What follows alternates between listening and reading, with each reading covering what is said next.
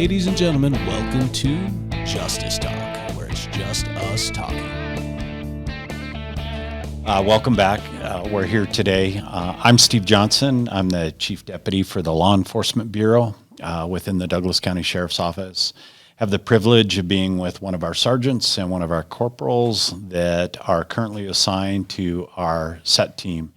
And I think before we can tell you anything about the SET team, we've got to talk a little bit about how that came about. So in the Law Enforcement Bureau, which represents patrol and investigations, about 5 years ago, we looked for a strategy to attack our crime and our crime statistics, and also take a look at our traffic incidents and what was going on. And so out of that, the birth of what we call STAC came about, and that's strategic and tactical analysis of crimes and crashes. So we got together with a vision of just looking at how do we combat these? How do we keep our crime from going up? How do we combat areas where we were having traffic problems? And the vision was to bring a group together from the Law Enforcement Bureau every month and put together strategies, look at 30-day plans on how to attack those strategies, come back 30 days later and see how we did and see what was new and see what we had to do. So fast forward 5 years later, we're seeing about a 4 to 5% reduction in our property crimes that are occurring. So we're very, very proud of that. And within that 5-year period of time, one of the things that we did is we created what's called the SET team. And so that's the STAC enforcement team. And as part of that, we put together a 6-person team, and they are specifically missioned with looking at our crime problems, going after those crime problems, specifically to the crime problems, and then also, and probably just, if not a little bit more important, taking a look at and getting involved with our community and seeing what we can do to make our community more aware of what's going on there, and really working with the community and developing that partnership, because that's absolutely critical. And I think the work that they have done, which they'll talk about, really, really has helped with that 4 to 5% reduction in the crimes that we're seeing. So it's the dedication is second to none within the Douglas County Sheriff's Office of this SET team. So they're led by Sergeant Chuck Buckner, who's here today, and one of the original members, Corporal Matt Bach, who brought also a lot of the vision to the SET team. So, and then there's 4 other members of the team that I'm sure that they'll talk about. But again, I can't stress enough the vision, the passion, the dedication, and the professionalism that the SET team brings, and the complement of our resources specifically designed at our crime problems is just great from there. So, Sergeant Buckner, Corporal Bach. Hi. Thanks, Chief. My name is Chuck Buckner. Currently assigned to the SET team as the sergeant for the unit. I've been with the Sheriff's Office 21 years. I've had the privilege of doing a lot of pretty neat things here at the Sheriff's Office. I've worked in the detention division as a deputy and a sergeant. I've worked in patrol and investigations, and I've been fortunate enough to be asked to be part of the SET team when it evolved last year. And that's a little background on myself. I'm also involved with the SWAT team and our arrest control program. So, I'm Corporal Matt Bach. Been at the Sheriff's Office going on 13 years. I've had a different number of assignments too, from detentions to patrol, and then now I'm a corporal on the SET team. Some other things I'm involved with, I'm on our SWAT team as well, and I help teach arrest control with Sarge here. So, Why don't you guys talk a little bit about what you started with the SET team and what came about? Just start that sentence over. Yeah. After I get my chair back up. Don't Yeah. move your feet. So our vision or our mission with the Yeah. with the set team, when the team came, Are you Let not him listening, restart. Chuck? what's that? He's going to ask you the question again. Oh yes, sorry.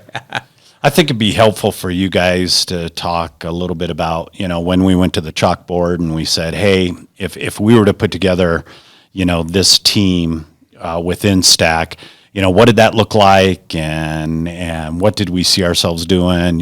What's the shift work look like, and how do we follow the crime trends and all the things that we did from there? So can I talk a little bit Yeah, about that, please. Sarge? Yeah, yep. When I was a patrol deputy, a lot of us did the same thing. We got the information from our crime analyst, and then we went out in our district and tried to solve the problems that were happening in our district. But unfortunately, as a patrol member, if you get a call for service, you get pulled away from that. You get, and it's not a bad thing. Citizens need help. You got to go and help, but that takes you away from solving some of these proactive problems that you're trying to focus on.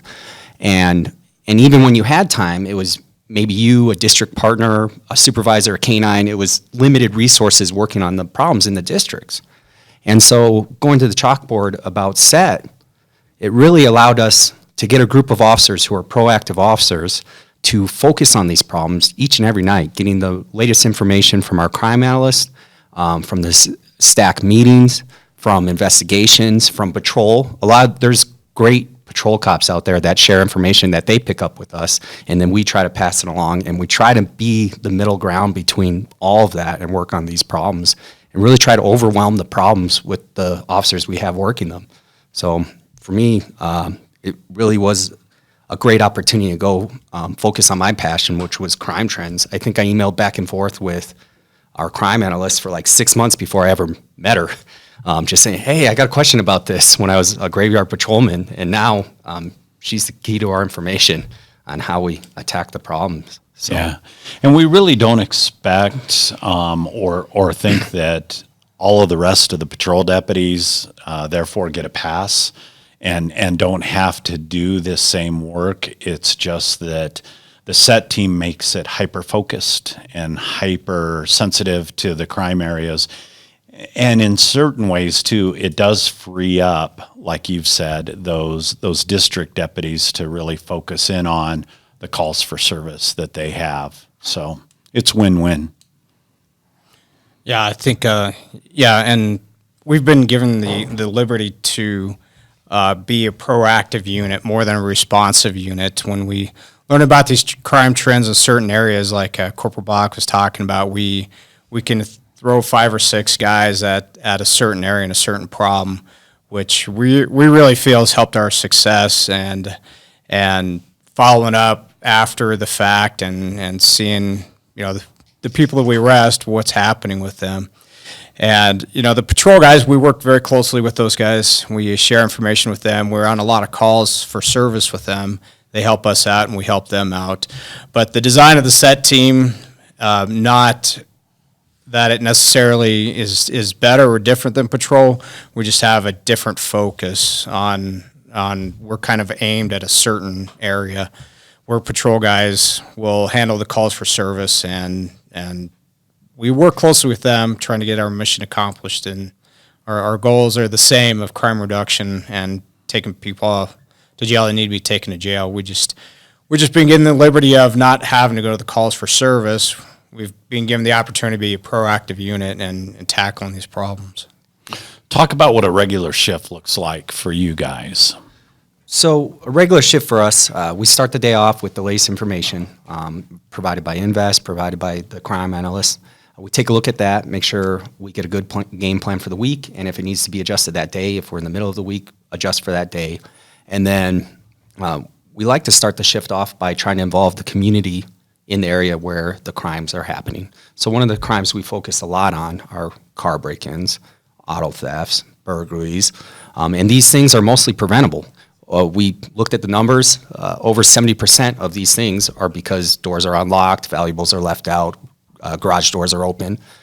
So we try to get in those community and not just the community, the specific neighborhoods where it's happening, and let the citizens know, hey, this is what's happening. You have to be on your guard. Call us if you see anything suspicious. Don't double check your stuff, make sure your doors are locked, your car door valuables are out of your cars, garage doors are shut, and the response from the community's been great. We've been working with the community resources department and social media to try to get out on social media, as well as get into the neighborhoods and talk to people face to face. The response to the social media posts has been great. The face-to-face contacts have been amazing. We started a program called Walk the Line, where in these neighborhoods, we park our cars, we walk down the street, and we try to make contact with each household in that neighborhood on that street specifically. And if we can have a face-to-face contact with these people, the citizens living there, we talk to them about what's going on. And we've actually gained some valuable information from that. Oh, yeah, I saw, a citizen will say, hey, oh, yeah, on my doorbell camera, I saw something the other day. Do you want to take a look at it? And we've discovered tips to help us do our job just from talking to citizens. And then we developed a flyer to leave at houses if we don't make contact, to try to let them know what's going on, follow us on social media. So that's the start of our shift. I think what's really important there too is Douglas County is a safe community, but the downside, if there is a downside to that, is the fact that sometimes we get complacent and we think, nothing's going to happen to me. I can leave my car unlocked. Nobody's going to come along and nobody's going to do anything. I can leave my garage door opener right there in my unlocked car and may not notice it for a week or so, or until they come back, use my garage door opener and gain access to my house. And then, it gets awful for them and stuff from there. But, Walk the Line is great. It's just absolutely great. And I think that we're also able to show in the monthly stack meetings that, when we go back and we see that you guys have done Walk the Line, and then we compare and put the overlay of the crime diminishes in that area because we're bringing that community awareness. And so that's where I think that partnership is very, very important, so that people really get an understanding, and we all get it. I've done it before. You forget to close your garage door and bad things happen, so for us to stop and set team to stop and get out and remind the community, it goes a long, long way. And I think you guys have seen it as you've reported, when you talk to these people, they have no idea because, we're so busy with life and it's great reminders. Yeah, a lot of these crime trends we're looking at, the suspects that are causing us problems are looking for the easy pickings. They'll look for the open garage doors, or they'll look for car doors that are unlocked, and they'll enter the car. And we've interviewed some of the suspects that pretty much just said, "Yeah, thanks for the easy shopping by leaving your car door unlocked, leaving your valuables, computers, purses, firearms, any kind of item, and it could be pocket change, anything that's visible that people think that they might want that has a benefit to them." And we look at it as sometimes we get some windows that are broken, but most of the time it's unlocked doors. They just walk down the streets and checking car doors to find the ones that are unlocked. And, with the safe community, a lot of people's responses is, they think it's the teenage kids trying to steal a six-pack of beer out of the garage. And that, just how things have changed over the last, probably 5, 6, 7 years. Things have changed. That's not what's happening anymore. It's groups coming down from areas like Denver, Inglewood, Aurora, areas that aren't here, coming down to try to get some easy pickings from Douglas County. And that's what we're trying to fight back against. And I think the community's had a great response, and it's harder to find an open garage door anymore. It's harder to find an unlocked car door anymore here, and that's a good thing. Yeah, and that's what we really need the community to do. And it's not that hard, secure your belongings. Just take a couple of things. Don't leave your briefcase in there. Don't leave your computer, your laptop. Don't leave your purse, your credit cards, your wallet, because the havoc that gets just brought on for your life is just so preventable, and from there. So, and you're exactly right too, as we see, these are organized groups, and 99% of the time they're organized. They've come from somewhere else. They're not kids out of the neighborhood. They are criminals looking for crime of opportunity. So that's the first part of our shift. That's, the sun's still up. We start around 6 p.m. It's a great opportunity. People are coming home from work. Kids are, especially in the summer, kids are playing in the street. Maybe we stop by, play a big game of basketball with them. Just get to know the people in the community. But then when the sun goes down, we kind of switch gears. We switch to a criminal interdiction type work.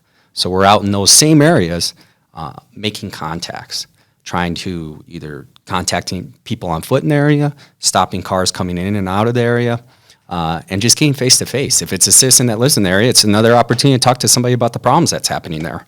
But if it's somebody who doesn't live there and they can't explain what they're doing in the neighborhood, that's when we dig in a little bit deeper. We work very close with our canines, and we really dig in a little bit deeper on some of these people that can't explain what they're doing in Douglas County at 2 a.m., right? That's the type of people we're looking for when we're making criminal contacts. Some of the things we're looking for is people with backpacks walking around at night in dark clothing. Some of the vehicles, if they pull into a neighborhood, they see a police car and they pull immediately out of a neighborhood. These are things we're trying to key in on, right? They're not just pulling into a driveway and the garage door pops open like they live there. We're looking for people who just, through their behavior pattern, kind of seem like they don't have a general purpose in what they're doing, especially if they, when we talk to them and they can't explain why they're here. I think it's funny. I kind of enjoy it. You ask somebody at 2 a.m, hey, let's say I stopped them because their taillight's out, right? I'm Corporal Bach from Douglas County Sheriff's Office. The reason I stopped you is your taillight's out, can I have your license, registration, all the normal stuff. Then I just have a conversation with them like I do with everybody. Where are you coming from, where are you going to? And they'll say they're going to a friend's house. I ask where that is. They say over there, and they just kind of point in a random direction. And that's when I know, all right, something's up here. Okay, over there. Do you know the address? Well, do you have a phone? Most people, if you punch in the address in their phone, no, and they're not very good. They have no answer for these questions about what they're doing. And so that's when we know, hey, we might have a little bit something here. What's in this car? Where are they coming from? Where are they going? A lot of these people have warrants, so they go to jail just from the warrant. But that's the kind of stuff we're looking for. And we've had a lot of success over the last year. I think in the first year we started, we recovered over $200,000 in stolen vehicles for citizens coming down to the county to do extra crimes because people driving stolen vehicles. There was a study in Colorado, over 90% of people who are driving stolen vehicles are committing other crimes while they're driving stolen vehicles. So that's one of the biggest focus points we have is finding these steals coming down to the Douglas County neighborhoods. So Technology has really helped us out a lot too. So, and trying to stay one step ahead of the bad guys and the criminals has always been one of the things. And in Douglas County, we've been very, very fortunate to have that opportunity and get ahead of these technologies. Talk a little bit about the license plate reader program and our ability to pursue these people that are fleeing after they figure out that Corporal Bach's onto them and knows that they're there to just do crimes, and they decide to take off and the start chase technology that we're putting forth, because I think those things are important also too. So, we use a lot of tools to complete our job. We use social media to help reach out to the community. We use license plate readers to identify vehicles with stolen plates or it just says the vehicle's stolen. And that helps us out a lot too when we're finding steals coming into these areas. Not only do we find the steal, but then we have a team that can address the steal. Because if you're a lone patrol cop, you come across a stolen vehicles run. I think all the criminals, they think, hey, if I step on the gas, I'm out of here, right? Douglas County, we don't stand for that because these guys are committing other crimes. They're not just driving a stolen vehicle. One of the things that shocked me, and being a veteran officer, I thought, okay, I know what's going on. But one of the things that shocked me last year when we started with these stolen vehicles is how many guns were in the cars. Stolen guns were in these cars. And it was an eye-opener for me, like, wow, I really got to be on my A game with these guys. So with these stolen vehicles, they're out there committing other crimes, burglaries, car break-ins, robberies, shootings. We just had a recent rash where they stole Douglas County vehicles, went out and did shootings. So we do pursue these guys. We have a policy in place. We follow the policy. And as a team, we actually try to avoid pursuits before they start through team tactics. But once in a while, we do have to chase a car, and it does happen. And, when we catch these guys, and we do catch these guys, we're solving a lot of other cases with some of the property that they have in the cars, some of the emissions they make, things like that. Yeah, and some of the expanding technology we're using earlier this year, we were awarded a drone technology, so we've been able to deploy that recently at night. And the drone unit that we have, it's operated by a couple deputies on our team. They had to go through FAA certification in order to fly that piece of equipment, and then we had to get a waiver allowing them to fly these tools at night. And so we're pretty excited about our latest technology coming in. One of them is a drone that we will be able to launch at night, and it'll give us thermal imaging capabilities. If we have somebody that's missing or on the run, we can put the drone up in the sky and get a high overview of what's going on before we start. If we set up an area, perimeter around the area, and we don't have to send people in there, we can get up in the sky and take a look around before we start getting in there and putting ourselves at a more dangerous situation. So we're pretty excited about that technology. The night operations just came around not too long ago, and we've had a couple missions already at night. And some other technology we're going to be employing, it's a system called Star Chase, and it's a vehicle tagging system which will allow us to tag a vehicle of interest with a device that will enable us to find out where it's going, and we can follow up with it and see what's happening with that. If it's a stolen vehicle, and we can, before we engage in a pursuit or we try to stop it, we can deploy this technology in case it does run, and we determine it's not a good situation for us to chase it at that particular time. Then we can let it go, and we'll know where that car will end up, and then we can follow up later and follow that around. So when it comes to both these technologies, we're using them to affect crime with criminals. We're not just deploying it randomly. With Star Chase, we have policy. We're not just tagging random cars as stolen vehicles. Stolen vehicles run. We don't want to have to chase them, so we tag them, and then we follow it up and maybe get them outside the car, therefore mitigating the risk to the community or anything like that, to our own officers. And then... Well, and I know with the license plate reader, somebody would say, oh, you have access to all that. All we get the hits on are the crime-related vehicles. We get the hits on the car that's been stolen. Okay, that's someone else's property. We need to try and recover that for them. Yeah. We get the hits on the person who is associated with that car that's wanted for crimes. That's the only data that we're really looking at. And like you've said, with the drones, it is to resolve these crime problems that we have and to use the technology that's out there to help us resolve these. And, quite frankly, bottom line, resolve it safely for us, resolve it safely for the community, and also resolve it safely for these suspects, to get them into custody without there being further incident. And, the more that we can use technology to our advantage, the better off everyone's going to be. The better off you guys are going to be out there. The better off our community is going to be before further crime occurs. And the victims who have already been victimized, everything that we can do to keep that and keep our community safe. So it's win-win. So a lot of what we do after night, like I said, it's making contacts, pedestrian contacts, people walking through the neighborhoods. we're stopping cars coming into and out of the neighborhoods. If we identify stolen vehicles, that's something we put the whole team on, try to focus on getting the offenders in custody safely. And sometimes, over the last year, we've come across even cases where there's more than one stolen vehicle entering an area.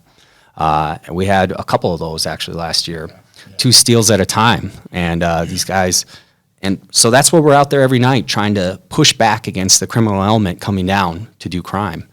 Yeah. And when you talk about the pursuits, you know, a lot of times people will talk about, oh, that's dangerous, dangerous, dangerous. Well, they're right. Pursuits are very, very dangerous. They're dangerous for the person that accelerates and takes off. They're dangerous for the deputies or the officers that pursue them. But as you alluded to with our policy, you know, people like Sergeant Buckner and Corporal Bach are out there, they're listening. And if they know that it's exceeding the safety of everyone, we're going to terminate it. We're going to terminate that pursuit. But in the interim, we're going to look for ways to conclude that. And, you know, again, technology, we'll put our stop sticks out and, you know, we'll blow out the tires to where it slows that pursuit down. I know both of you have been involved in those, you know, and it's very, very hard to go at a high rate of speed on your rims. Not speaking from experience, but, you know, it's hard to do. Yeah. Well, And our goal when we get in a pursuit is constantly evaluating, critiquing the situation. And that's the part of the role that myself and Corporal Bach play when we are engaged in a pursuit. Are we following the policy? And sometimes even when it's within the policy, we will conclude that pursuit or terminate it based on the safety of everybody everybody's safety in general. But we get a lot of funny. Not a lot, but we get some funny quotes from some people we catch down the road. They're like, oh, wow, yeah, we better stay out of Douglas County. We didn't, everywhere else pretty much if we run from the cops, they're going to just stop, and you guys just won't stop. So we've some of our people we've contacted a couple times, they talk on social media about how, all their friends are in jail now, and they want to stay out of Douglas County because they know we're going to chase them when they're committing these felonious crimes, and fits our policies of catching bad guys because we want everybody being safe out there. It's our job is to provide law enforcement services to affect a safe community for everybody. And we get some funny quotes sometimes from some of the guys. So Corporal Bach was talking about one of our 2 vehicle pursuits. This was last summer. It was using our license plate reading technology. We found a stolen vehicle up in the area of Highlands Ranch. And we had the SET team getting ready to, so when we find these vehicles, we'll use a tactical approach. We don't just automatically chase things. We'll try to set up interventions before we chase these cars. So we started getting the hit of a stolen vehicle, and we were getting our resources in the area, and it pulled into a gas station. And right when we had some of the SET team started approaching that vehicle, I think it was even Corporal Bach here noticed another stolen vehicle was at the same gas station that we were looking for the night before, and it took off, and we engaged in a pursuit with that. So we had half the team taking down one stolen car, and the other half the team engaged in this vehicle pursuit, which took us up.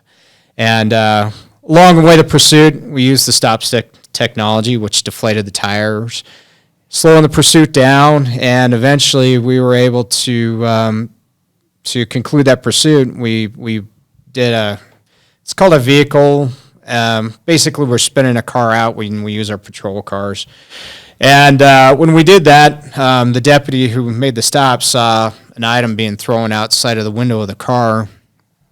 We get the driver in custody, and some of the statements he was making afterwards, he's like, "Man, you all savages," because he thought that after he starts running really hard, we're going to back down from him. But we had everything. The situation was right. There's no traffic out. It was the situation allowed us to pursue that vehicle, and the item that was thrown out of the window was a stolen firearm that was stolen from, I think it was L.A. in 1992, a loaded Yeah. .38.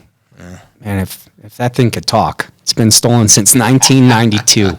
Yeah. I actually remember that case pretty well.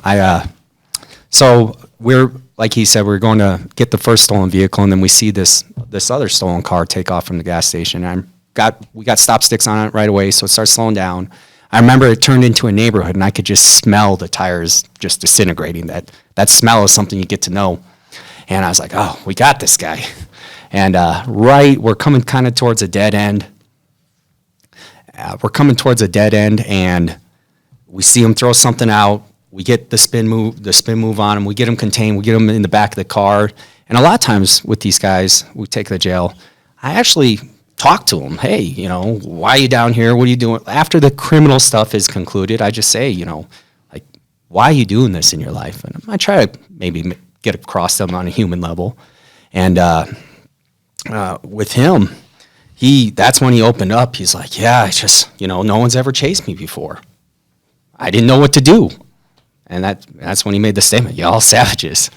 And that's something I've noticed too, is from when we first started, cars were running all the time. I mean, last year, stolen cars, they're running all the time. This year, I hate to say that maybe I'm not hoping it happens, but there's a lot less, right? So there's, a lot less of those cases, a lot less paperwork to bury Sergeant with, Yeah. right? Because there's a lot of paperwork when we do these things. He's at the office for the next however many hours filling out 5 days. Yeah.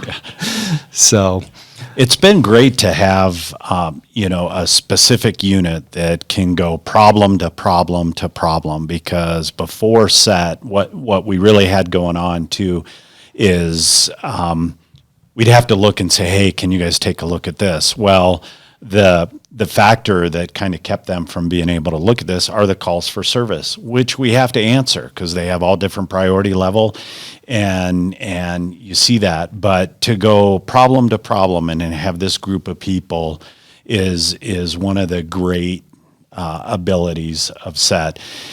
And then as you two know, what's also critically important is that community awareness, and that community seeing us outside of the car and having that interaction with them. They're so busy with life, and to have somebody stop, get out, and tell them, hey, we've experienced a bunch of break-ins, be a little bit more careful.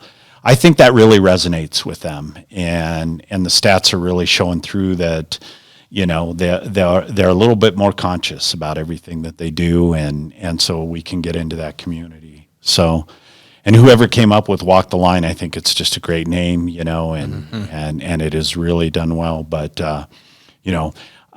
I think this community should feel very, very fortunate that we have these 6. I think we could do it with 12, but, and sometimes the 6 of you do the work of 12 and 15 people, it's a lot of work, and it's problem after problem after problem, but you still take that time and that opportunity to get into the community and talk to them about it and get them seeing, we're not immune.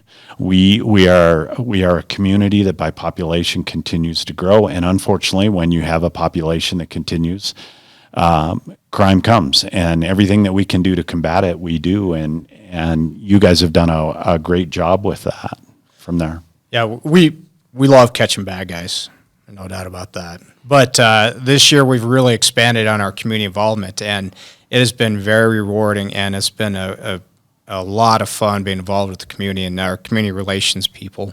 We've done all kinds of extracurricular, we'll call them, items, such as we were involved with Trunk or Treat out in Roxborough Village, and we did a pancake breakfast, and the chief was out for that up in the farmer's market up in Highlands Ranch.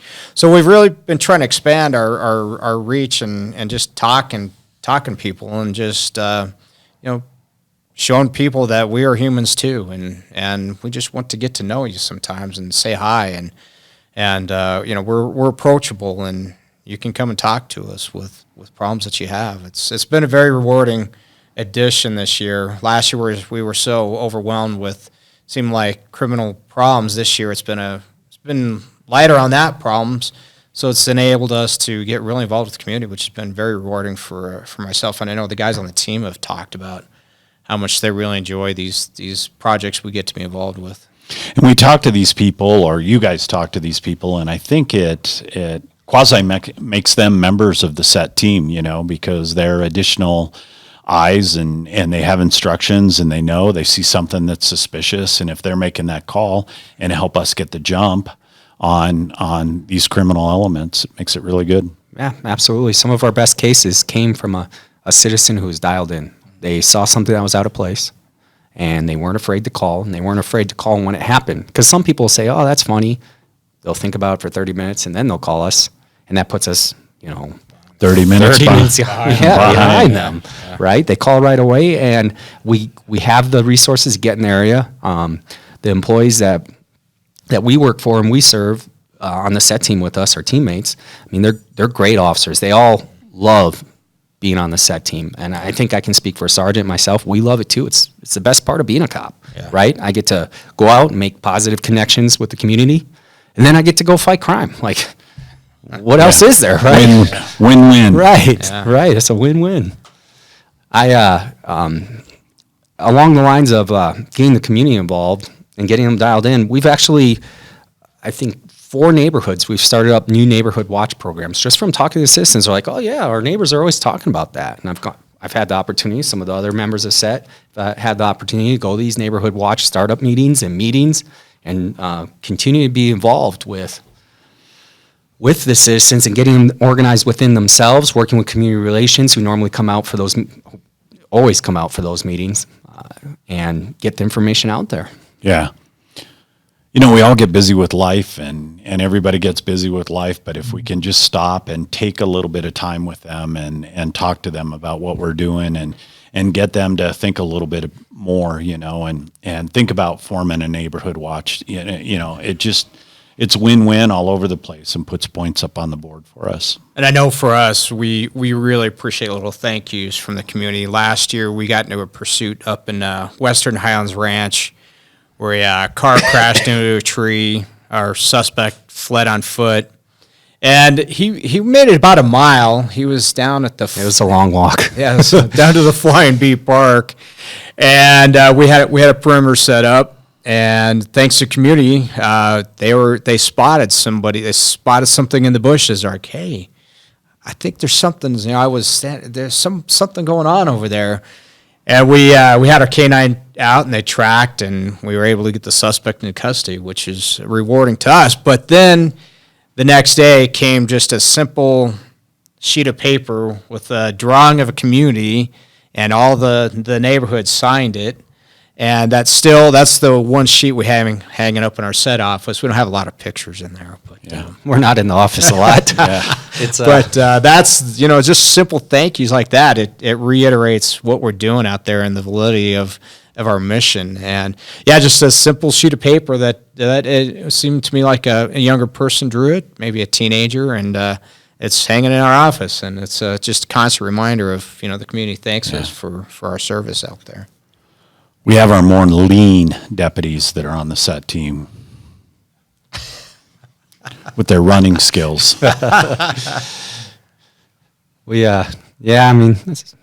job as a police officer is demanding in general. So, all the guys on the team try to keep in good shape so we can better serve.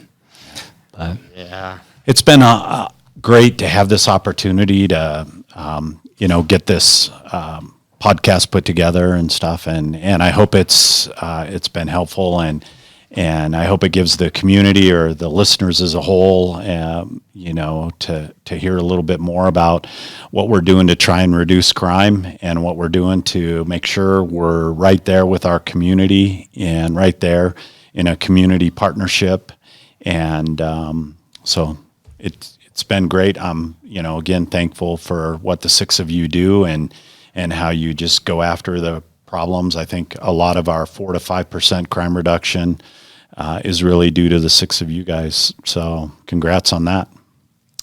If you guys want to keep up with us, We're not always putting stuff out on Nextdoor, but we do put information out on Nextdoor. So if you want more information, especially crime specific, that's what really we focus on. If you don't hear from us in your neighborhood, probably means there's not crime in your neighborhood, so that's a good thing. But if you follow us on Nextdoor, that's where we put out a lot of our information. And then sometimes it gets put out on Twitter and Facebook as well. But Nextdoors that's what we use to communicate on social media. Yeah, and it's been an honor and privilege to be here talking with the chief, and it's exciting for us to spread the word of what our job is and what we get to do. We're super fortunate, and I go to work every day feeling pretty privileged to be part of the sheriff's office, and then on top of that, being part of the set team is definitely an honor and a privilege that I value every day coming to work. That's what I got. We can just do it like a thank you so much. Thanks for listening, and we'll. That's all I got to say about that.